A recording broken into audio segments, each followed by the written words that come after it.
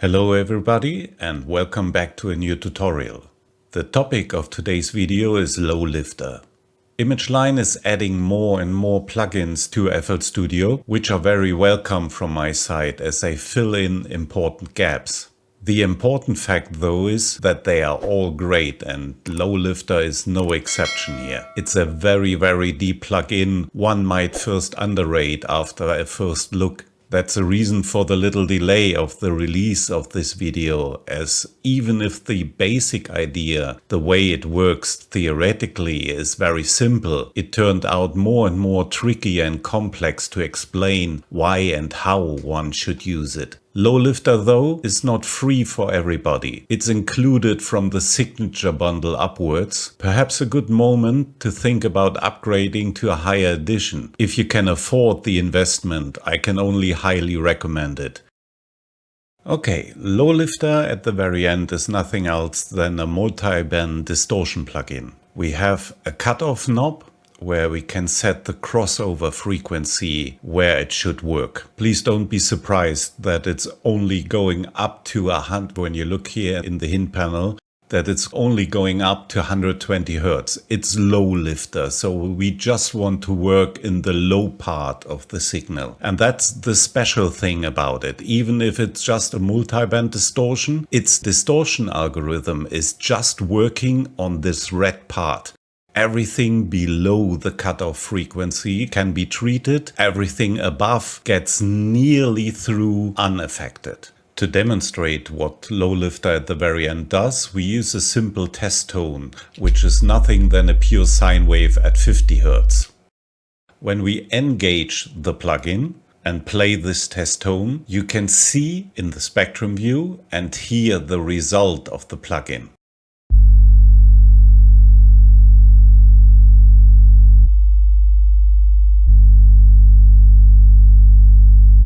So what LowLifter is doing is it's adding harmonics to the signal. That's basically the effect of a distortion plugin, that it shapes the incoming signal which adds harmonics.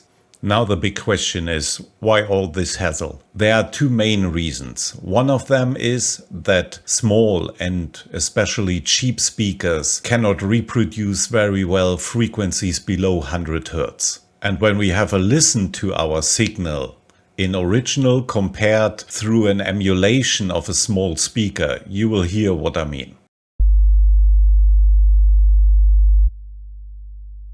There's basically nothing left. These small speakers, they simply do not have the ability to reproduce such low signals. And watch what happens when we add LowLifter.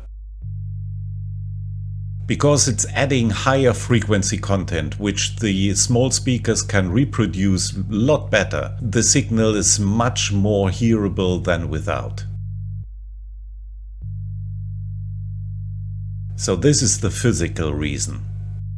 The second reason is a psychoacoustic phenomenon. This is simply the way our hearing together with our brain works. ImageLine is referring on the manual page of LowLifter to a special video which concentrates on psychoacoustic tricks and phenomenons. And for the usage of LowLifter, especially one reason is very important. In the video, which I put the link in the description below, they did a little test. I reproduced this test here, and this you should simply listen to and tell me which one you would say would be the higher signal.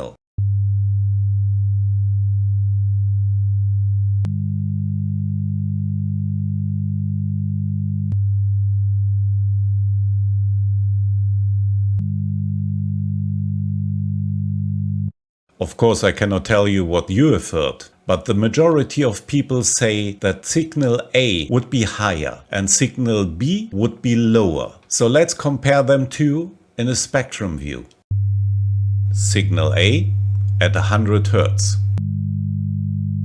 Signal B at 100 Hz and upwards.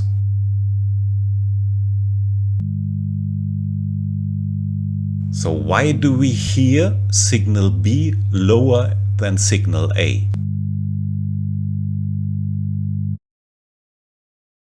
The answer is how our brain works. I'm pretty sure many of you already have seen tests like these. Can you understand this text?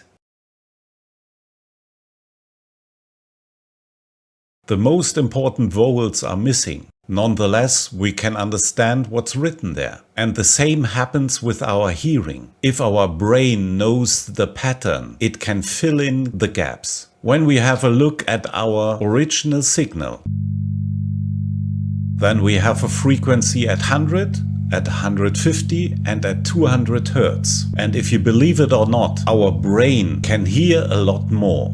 Because this is a known pattern for our brain, it can fill in the sounds which are missing. Watch what happens when I put a saw wave underneath our existing signal.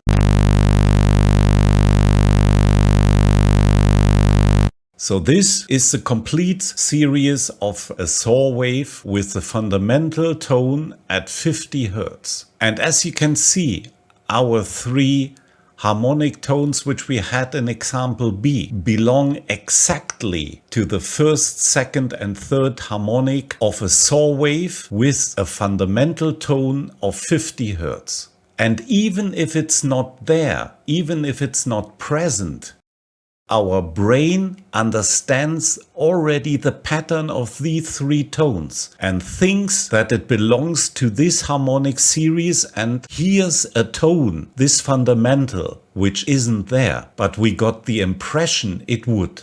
Now, how does this relate to LowLifter? In our example a second before, we had frequencies at 100, at 150 and at 200 Hz, which gave our brain the impression there would be a fundamental below at 50 Hz, because this would be the matching first, second and third harmonic of a harmonic series which starts at 50 Hz. When we have a look at our signal starting now at 100 Hz here, we do not get the same frequencies.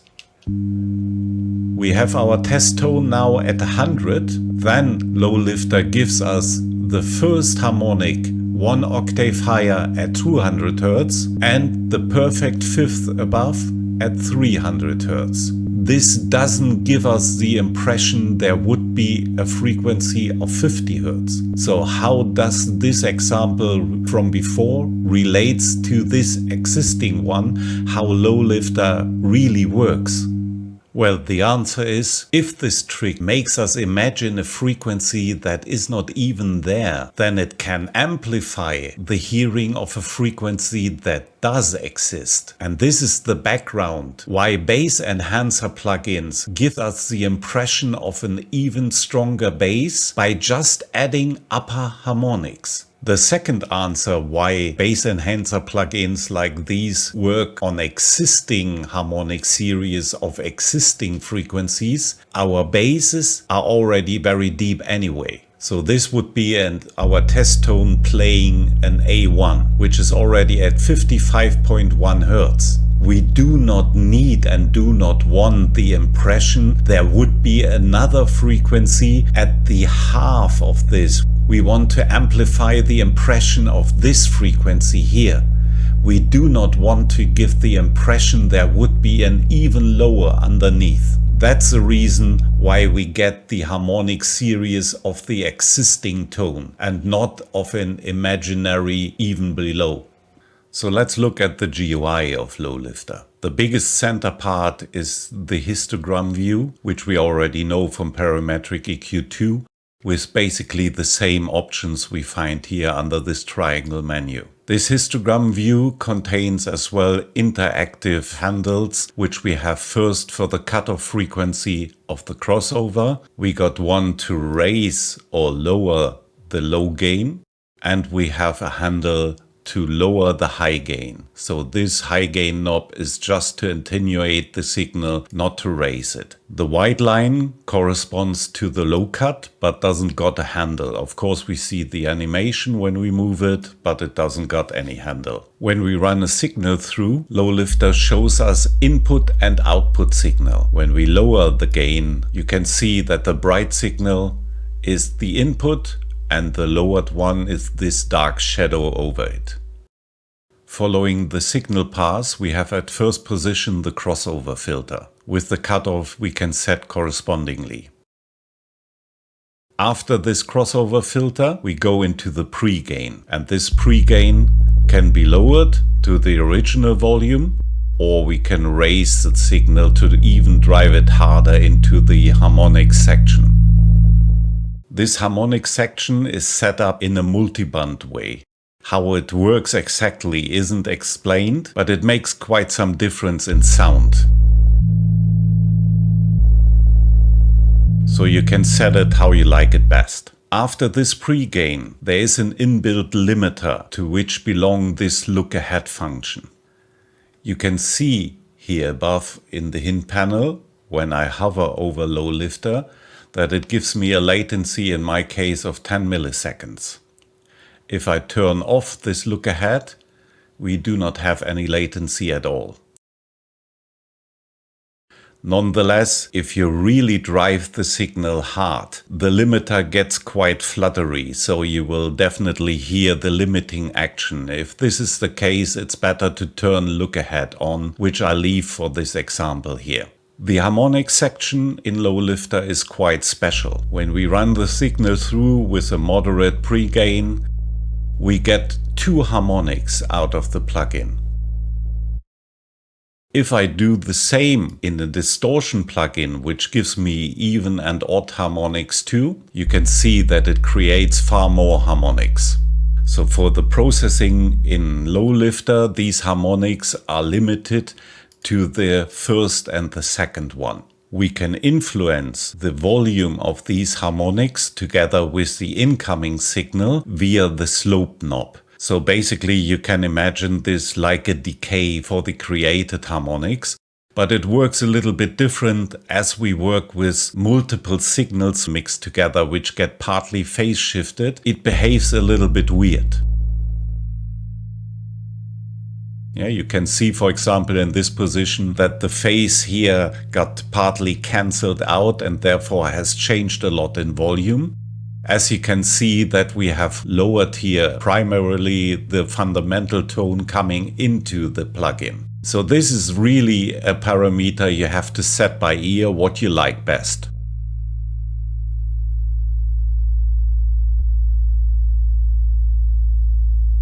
When we get to the first half of this range, it's often better to lower the low gain volume a little bit, as it concentrates now the pre-gain volume on more and more the incoming fundamental tone. As LowLifter really messes with the phase of the signal, we have here a fast invert polarity switch which we can test which signal gives us the best bass response.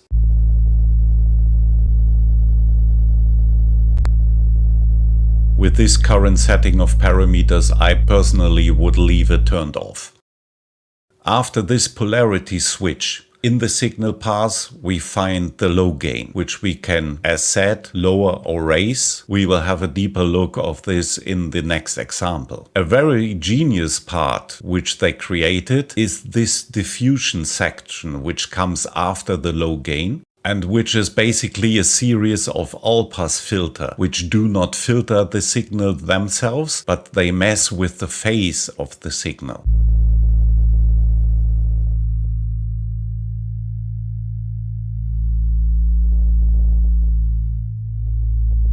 So this is a very handy section to get different tones out of the plugin, which is really a huge sound design tool. I will prove it in the next example too. In this crossover section we find little switches where we can turn on and off the different outputs of the signal. And by the way, this high gain part, respectively the mute knob, is the only processing which is happening on the green part, so on the higher part. Everything else gets through unaffected. As already bespoke, in the mix section we got a low cut, which has the same range like the crossover filter, but a different steepness.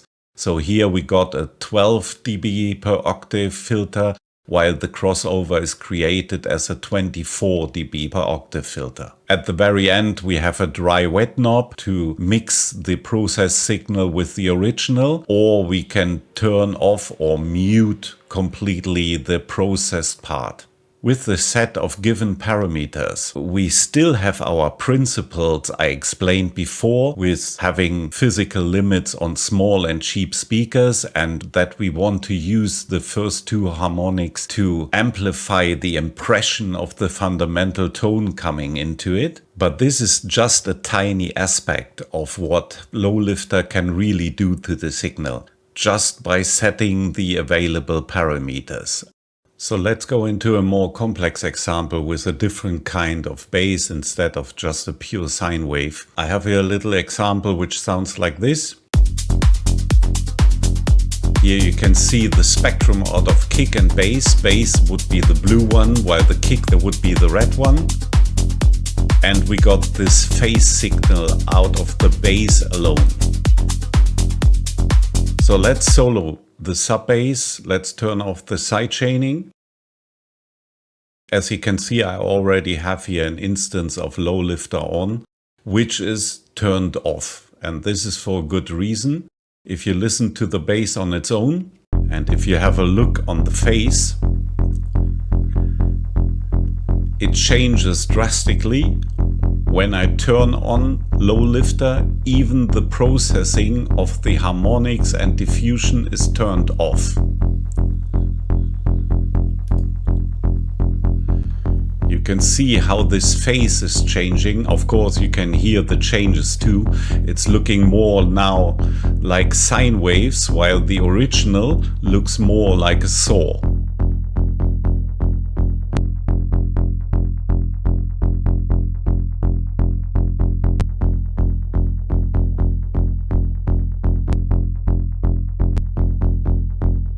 The crossover filter here is always active. As soon as the plugin is loaded, even if processing is turned off, the crossover is already active.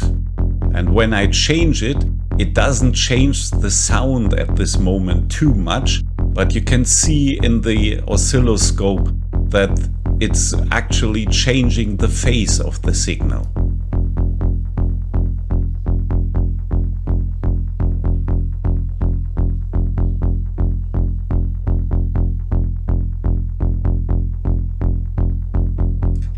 So this is a proof that this plugin already processes our signal as soon as it's turned on, even if we have the processing of the harmonics and the diffusion turned off. Please keep this always in mind. Now the question is, why does it change the phase? Every digital non-linear filter changes the phase of the filtered signal depending which kind of filter it is. But this can create a whole ton of different tones. So let me play around a little bit with the parameters we got here at our proposal, and you will see how big this palette of different tones is we can get out of the plugin. So let's turn the processing on.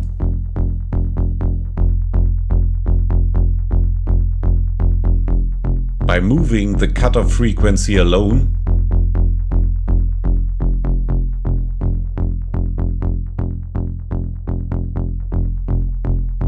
and the phase flips and phase shifts it creates, you have already a huge palette of different tones. And you can see on the phase how it changes.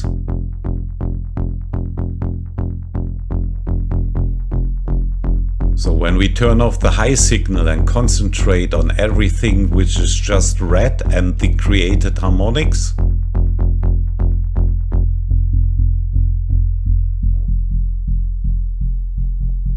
you can make it in some positions more knocking than the original one, as if you would amplify the attack of this sound. Now it's more boomy, and here you can make it more defined, more snappy.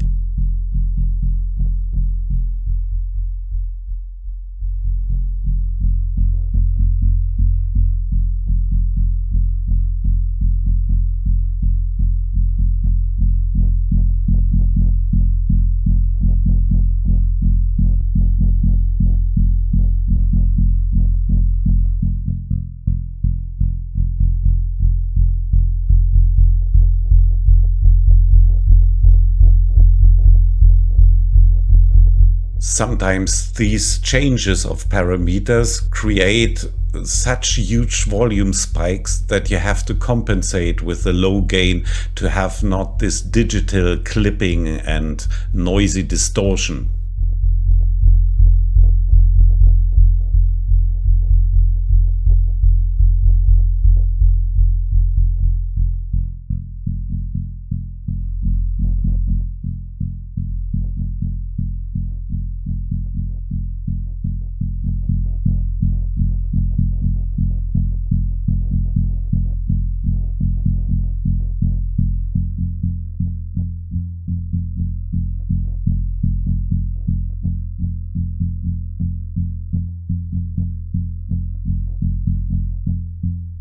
While most of the settings are better to set combined with the high gain, so that you hear the whole bass signal, and sometimes perhaps even better to set them in context to the rest of the mix.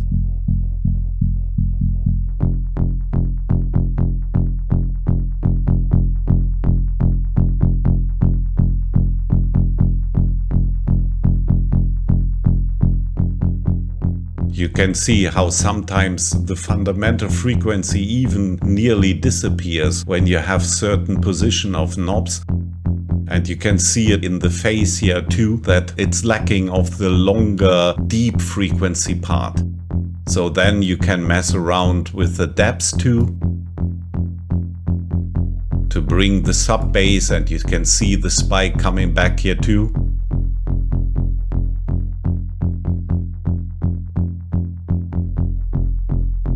Never please underrate this diffusion part. This is really genius that they brought it in, that we have such huge influence of the phase relationships of these harmonics created here. And every setting of other parameters are bringing again different variations. If you want to have a stronger fundamental, if you want to have stronger harmonic overtones, which you can further amplify like this, it's simply huge what you get out there. And always try to invert the polarity in between too. This is again a different tone.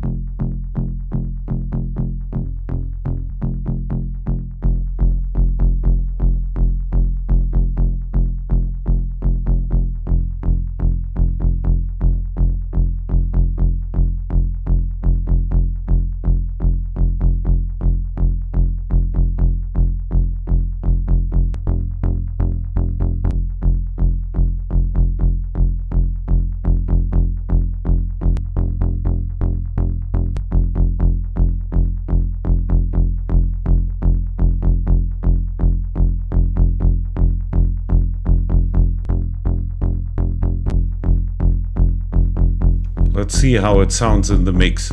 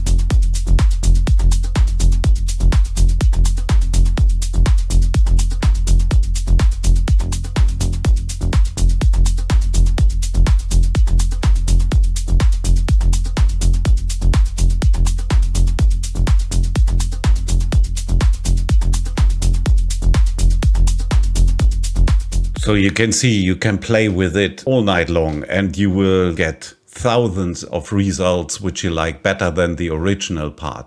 I just wanted to demonstrate the interplay between these different parameters you have at your proposal. So please never stop experimenting. try to get interesting shapes out of this bass. The more, the better. I wish you happy bass enhancing and see you next time.